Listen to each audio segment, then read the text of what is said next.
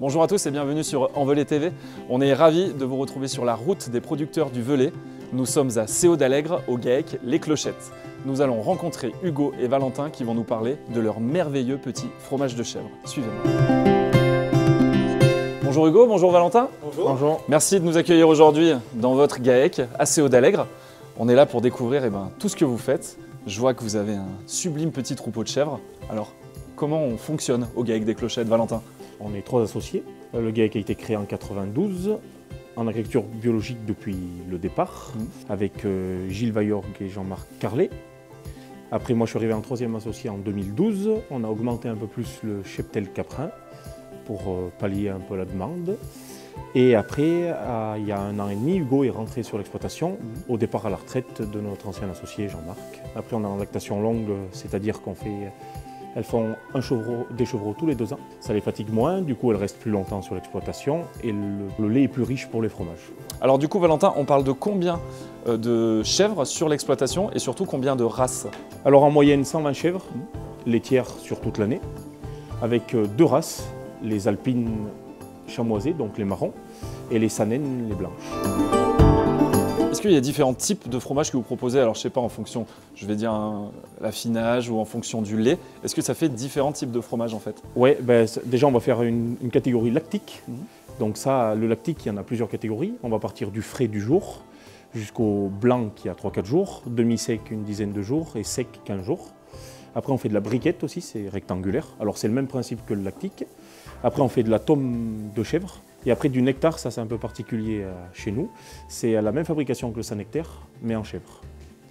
Et après, voilà, quelques fromages aromatisés aux herbes.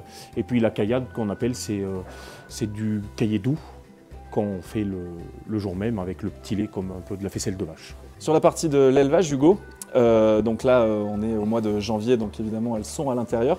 Il y a le fourrage, tout ça. Qu'est-ce qu'elles mangent ces chèvres toute l'année pour produire ces si bons fromages? Et ben nous, du coup, on a un système séchage en grange. Donc en fait, c'est de l'herbe qu'on va rentrer à moitié sèche, comparé à ceux qui vont faire des bottes. Et on le rentre en vrac, et du coup, c'est séché à l'intérieur chez nous. Donc ce qui permet de garder les feuilles, tout, et ça va, comparé à de l'ensilage, une 10 fois meilleure qualité, quoi. En termes de compléments, on va dire, alimentaires, j'ai cru comprendre qu'il y avait aussi des céréales qui sont vraiment typiques du territoire, notamment on parlait de l'épeautre tout à l'heure. Oui. Tu peux nous en parler un petit peu? Oui, du coup, on fait un mélange fermier qu'on donne aux chèvres.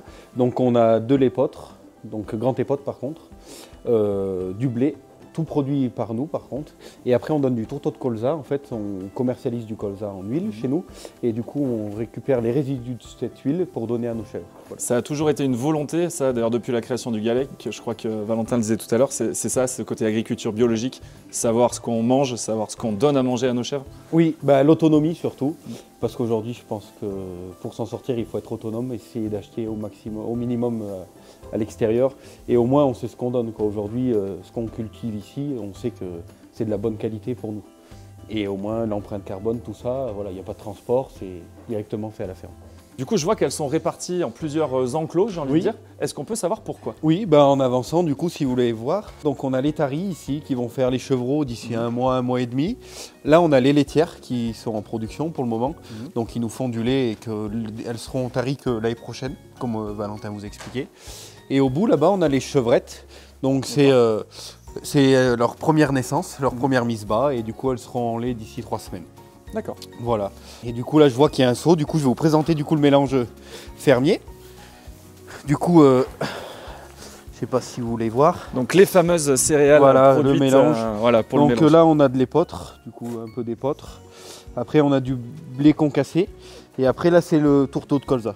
Du coup, le résidu du colza après avoir pressé.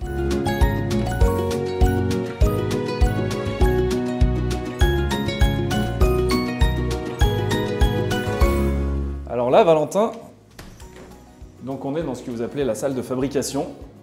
Oui. Tu m'as expliqué que le lait arrivait ici. Oui. Mais alors pour le reste, je te laisse nous dire comment ça se passe. Oui, alors on présure dans le tank qui est derrière, tous les matins. Du coup, après, on le met dans ces boules, on appelle ça des boules, où il rentre 70 litres. Après ça va rester en caillage jusqu'à demain matin. Après, demain matin, on va utiliser ces moules comme ça.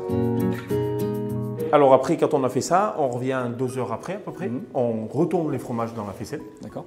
Et le soir, après, on les démoule sur des grilles comme ça. Après, le lendemain matin, on retourne les mêmes fromages, parce qu'on sale aussi le soir. Et on retourne le lendemain et on ressale la deuxième face. Donc du coup, les fromages vont partir au séchoir sur une durée de 2 jours. Et après, ils vont être transférés au halloir. Et ben, entre 1 jour et 15 jours, ils sont vendus soit sur le marché, soit en magasin, soit à la ferme.